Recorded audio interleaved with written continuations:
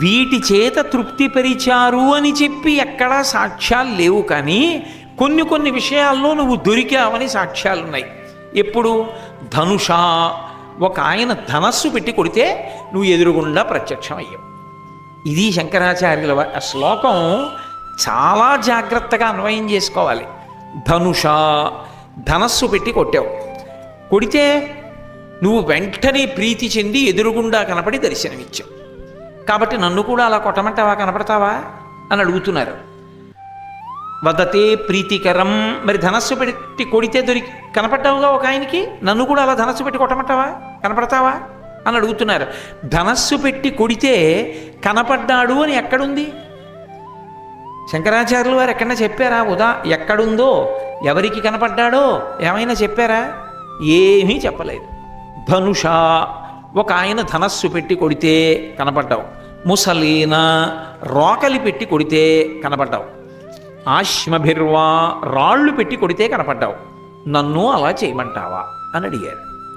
ఇప్పుడు ధనుష, ధనస్సు పెట్టి ఎవరు కొట్టారండి శివుణ్ణి అని అనుమానం వచ్చింది అనుకోండి, మీకు నిజంగా దాని గురించి తెలుసుకోవాలన్న కుతూహలం కలిగిందనుకోండి, ఈ మూడు గుర్తుపెట్టుకొని ధనస్సుతో ఎవరు కొట్టారు, ఎవరికి ప్రత్యక్షం అయ్యాడు, రోకటితో ఎవరు కొట్టారు, ఎవరికి ప్రత్యక్షం అయ్యాడు, రాళ్లతో ఎవరు కొట్టారు, ఎవరికి ప్రత్యక్షం అయ్యాడు, ఇది తెలుసుకోవాలనేటటువంటి జిజ్ఞాసతో అనేక పుస్తకాలు పరిశీలించడం. పెద్దలు కనపడినప్పుడు, అయ్యా శివానందలహరి శ్లోకంలో శంకరాచార్యులు వారు అలా ఇచ్చారు కదా, రాళ్ల పెట్టి ఎవరు కొట్టారండి, రాళ్ళు పెట్టి కొడితే ఎప్పుడు ప్రత్యక్షం అయ్యాడండి, రోకలి పెట్టి ఎవరు కొట్టారండి, రోకలి పెట్టి కొడితే ఎప్పుడు ప్రత్యక్షం అయ్యాడండి, మీకేమైనా తెలిస్తే ఒక్క చెప్పగలరా మహాప్రభో, నేను అర్హుణ్ణి అనుకుంటే. దాన్ని పరిప్రశ్న అంటారు. ఎప్పుడు పడితే అప్పుడు ఏదో బాకీ ఉన్నట్టు అడగకూడదు, ఆయన ప్రశాంతంగా ఉన్నప్పుడు అడగాలి.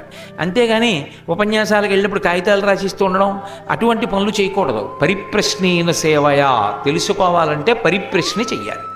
కాబట్టి అయ్యా ఎక్కడండి ఈ విషయాలు ఉన్నాయి అని తెలుసుకోవాలని ఎంతో కుతూహలపడితే ఆఖరికి ఎవరో ఒక ఆయన, అయ్యా ఇది ఫలానా చోట ఉంది, ఇదిగో ఈ పుస్తకంలో చదువుకో అని ఇచ్చాడు అనుకోండి, అది చదివినప్పుడు మీకు ఎంత సంతోషంగా ఉంటుంది.